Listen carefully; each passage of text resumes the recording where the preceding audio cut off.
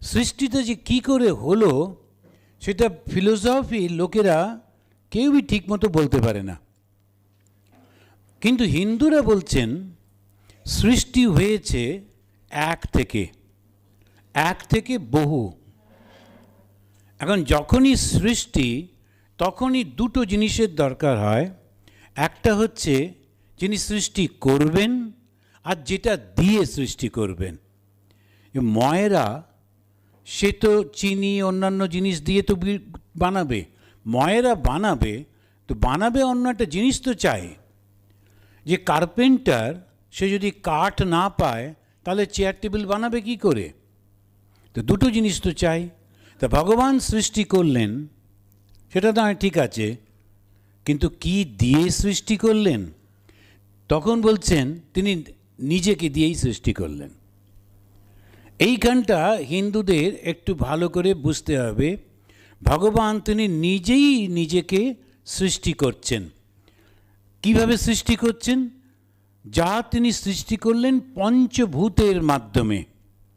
তিনি প্রথমে পঞ্চভূত সৃষ্টি করলেন। পঞ্চভূত কি কি? শীতি, আপ, তেজ, মরুত, বোম। বাহ, এরকম ছাত্র পেলে পড়াতেও ভালো লাগে। হ্যাঁ, এখন শীতি, আপ, তেজ, মরুত, বোম। এখন দেখুন, আমরা যখন আরতি করি, যে কোনো মন্দিরে যাবেন, ভারত সেবার সঙ্গে একটু অন্যরকমভাবে করে, কিন্তু বেশিরভাগই হিন্দু মন্দিরে 5টা জিনিস দেখায়। প্রথমে একটু আগুন দেখায়, তারপরে একটু জল দেখায় শাঁখের, তারপরে একটা কাপড় দেখায়, তারপরে ফুল দেখায়, তারপরে হাওয়া করে। এই বেলুড় মঠের মন্দিরে দেখতে। এখন এই যে এটা কি, দুরকমভাবে ব্যাখ্যা হয়। বেদান্ত বলে এটা পঞ্চভূতের, সব কিছু তো ঈশ্বরের, আমরা দেব কি ভগবানকে? তখন এই পঞ্চভূতেরই তার থেকে আমরা ওনাকে দিচ্ছি। তা শীতি সেটা পৃথিবী, তার হচ্ছে ফুলটা। অপ জল সেটা ওই শাঁখের মধ্যে রয়েছে। তেজ যেটা ওই আগুন। মরুত যেটা সেটা ওই হাওয়া করছি। আর ব্যোম যেটা আকাশ, সেটা আমরা এই কাপড়টা নিয়ে এমনি করে দেখাই। শীতি, অপ, তেজ, মরুত, বোম, এইটা আমরা দেখালাম। আবার যারা ভক্তিবাদীর লোক তারা আবার এটা খুব সুন্দর করে বলে। তারা বলে যে যখন কৃষ্ণ গরু নিয়ে ফিরছেন এবং কৃষ্ণের বন্ধুরা গোপ বালকরা, তখন অন্ধকার অন্ধকার হয়ে গিয়েছে, মারা তখন আলো নিয়ে দৌড়ে গিয়ে তার পা থেকে মাথা পর্যন্ত ভালো করে দেখে যে কোনো কাটাকুটি আছে কি না, ছড়ে মরে গেছে কি না।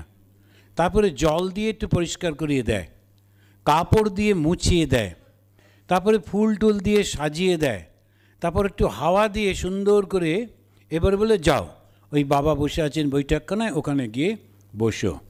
এটা বৈষ্ণবদের ভাব। কিন্তু পঞ্চভূতের মাধ্যমে তার সৃষ্টি। পঞ্চভূত সৃষ্টি তো করলেন, তা অন্তর তো লাগবে। তখন তিনি অন্তর্যামী রূপে সেখানে প্রবেশ করছেন। তারপরে 10 ইন্দ্রিয় তিনিই হচ্ছেন। পঞ্চ কর্মেন্দ্রিয়, পঞ্চ জ্ঞানেন্দ্রিয়, চক্ষু, কর্ণ, নাসিকা, জিহ্বা, ত্বক, এই সমস্ত জ্ঞানেন্দ্রিয় তিনিই হলেন।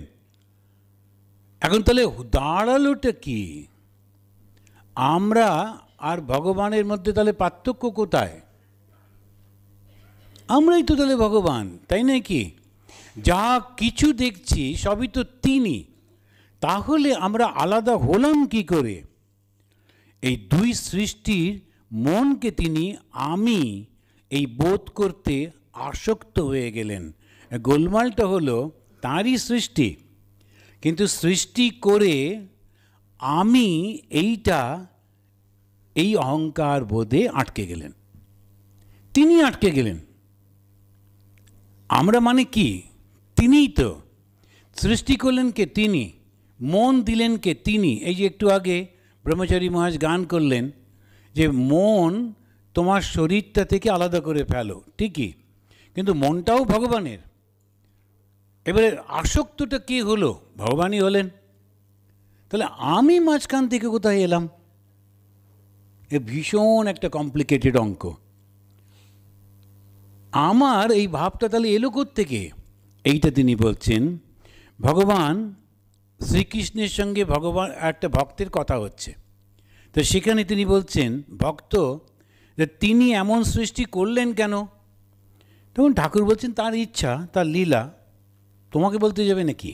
তার ইচ্ছা। ভক্ত বলছে তার লীলাতে আমাদের যে প্রাণ যায়। ঠিকই। উত্তর কি দিলেন ঠাকুর? বললেন বলো তো তুমি কে? এইটা যদি বুঝতে পারি না, তাহলে আর তপস্যা কিচ্ছু করতে হয় না। কিন্তু এইটাই হচ্ছে কথা, কিন্তু বুঝতে পারি না যে, সেইখানেই ওইটাই মুশকিলে পড়ে গেছি। শ্রীধর স্বামী এই অংশটা খুব সুন্দর করে ব্যাখ্যা করছেন, এই ভাগবতের এই অংশটা। তিনি বলছেন মায়াকে, মায়া হচ্ছে গুণময়ী। ভগবানের যে মায়া, তার তিনটে গুণ আছে। কি কি গুণ? সত্য, রজ, তম। তাহলে এই দিকটা দেখছি বেশ। তা এখন মায়ার তিনটে গুণ, সত্য, রজ আর তম। এই তিনটে গুণেই সব কিছু হচ্ছে। ভালো মানুষ মানে সত্য। এখন যে লোকটা ওই যে 3-4টে খুনি, নির্ভয়া ইত্যাদি, এখন যে জাজ তিনিও মানুষ, ওই 4টে ওরাও মানুষ। এখন যে উকিলগুলো ওরাও মানুষ। কিন্তু ডিফারেন্সটা কোথায় হচ্ছে? ডিফারেন্সটা হচ্ছে সত্য, রজ আর তমগুণের পার্থক্যের জন্যে। তো ওই 4টের মধ্যে তমগুণ প্রবল, ওই জন্যে গোলমাল হয়ে গেছে। তো হচ্ছে মায়াকে গুণময়ী, গুণময়ী মানে সত্য, রজ, তম, এই 3টে গুণ। আর গুণের কাজ কি? গুণের কাজ হচ্ছে সৃষ্টি, স্থিতি, সংহার। আর সৃষ্টি কিভাবে করেন? তখন ওই মায়েরই দুটো শক্তি আছে, একটা আবরণ শক্তি আর একটা বিক্ষেপ শক্তি। এইবারেতে ধীরে ধীরে বোঝবার চেষ্টা করা যাক। ভগবান ছাড়া তো কিছু নেই। ভগবান প্রথমে নিজেকে ঢেকে ফেললেন। কি দিয়ে? মায়া দিয়ে। ঢেকে ফেলে তার উপরে জগৎটাকে চাদর, জগতের চাদরটা চাপা দিয়ে বসলেন। এখন সেইটাই তো তাহলে জগৎ হয়ে গেল। চাদরটা যদি সরাতে পারতাম, চাদরটা কি? মায়া। মায়াটা কি? 3টে গুণ আর 2টো শক্তি। মায়ার মাত্র এইটুকু, 3টে গুণ, সত্য, রজ, তম, আর 2টো শক্তি, আবরণ আর বিক্ষেপ। এবারে সে আবরণ করে ফেলল নিজেকে, করে বিক্ষেপ কি করলো? ওর উপরে কি চাপিয়ে দিল? জগৎটাকে চাপিয়ে দিল। তারপরে আমরা গিয়ে দেখছি নানান রকমের সব হয়ে রয়েছে, এই হয়েছে, সেই হয়েছে। ভালো সৃষ্টি করলেন, খারাপও সৃষ্টি করলেন। এবারে কেমনভাবে বিভাগ হবে? ভালোটাও সৃষ্টি করলেন, খারাপটাও সৃষ্টি করলেন। এখন সবাই বললো আমরা ভালো হব। প্রথম যখন সৃষ্টি হচ্ছে সেই গল্পটাও আছে যে ব্রহ্মাকে বিষ্ণু বলেছেন সৃষ্টি করো। ব্রহ্মা সৃষ্টি করছেন। প্রথম ধ্যান করে যাদেরকে সৃষ্টি করলেন, সনন্দ, সনাতন, সনত কুমার, এরা সব সৃষ্টি হলো। তা ব্রহ্মা বললেন যাও তোমরা গিয়ে এখন জগৎ সৃষ্টি করো। বলে গিয়ে স্যার পারবো না, আমাদের ধ্যান করতে ইচ্ছে করে। ওরা গিয়ে ধ্যানে বসে গেল। ব্রহ্মা তখন ঋষিদের সৃষ্টি করলেন কয়েকজনকে, অঙ্গিরা ইত্যাদি। ওরাও বললো না আমরা এটা পারবো না। ওরাও তখন ব্রহ্মা বলছে এই প্রোডাকশানে কিছু মিস্টেক হচ্ছে। আমরা যে প্রোডাক্টটা তৈরি করছি তার কাজ হচ্ছে সে গিয়ে জগৎটাকে সৃষ্টি করবে, কিন্তু কেউ তো বসতে চাইছে না, সবই গিয়ে ধ্যানে বসছে। কারণটা কি? তখন তিনি নিজেকে আবার বিশ্লেষণ করতে লাগলেন, ধ্যান করতে লাগলেন। বিশ্লেষণ করে তিনি দেখলেন তিনি তো ওই সত্যগুণ দিয়েই সৃষ্টি করছেন, আর যাদেরকে সৃষ্টি করছেন ওরা সব সত্যগুণী। এখন চিনি তৈরি করে তিনি টক কোথায় পাবেন? তখন তিনি ওদেরকে সৃষ্টি করে ওদের মধ্যে অহংকার প্রবেশ করিয়ে দিলেন। ওই মায়ার একটা অংশ হচ্ছে এই অহংকার। কাদের সৃষ্টি করলেন? প্রজাপতি। এবারে প্রজাপতি এসেই পা ঠুকে বলল পিতা আদেশ করুন কি করতে হবে।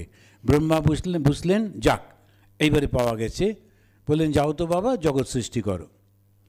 এখন এই যে সৃষ্টির কাহিনীগুলো আমরা বলি, তা সেইটাই কেমনভাবে বিভাগ হবে, তখন ভগবান কর্মফল লাগিয়ে দিলেন। এখন ভালো মন্দ কী করে হবে? কর্মফল। এইটা লাগিয়ে দিলেন। তাহলে আর একবার একটুখানি, এটা খুব খুব সাটল, খুব সুন্দর, একটু বুঝতে পারলে ভগবান তার নিজের থেকেই সৃষ্টি করছেন। অ্যান্ড সৃষ্টিটা করছেন কিভাবে?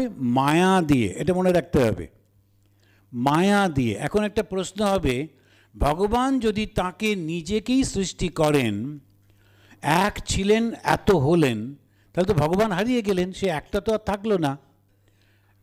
এত বড় একটা ময়দার একটা ডাও ছিল, তার থেকে ছোট ছোট লুচি হলো 100টা, তখন আর তো ময়দা থাকলো না, না না, সেরকম কিন্তু না। তার কারণ হচ্ছে এটা পুরো মায়া দিয়ে সৃষ্টি হচ্ছে। আর মায়া সে কী করছে? ভগবানের একটা শক্তি, এই শক্তির কাজটা কি? আবরণ করা। আবরণ কি করলো?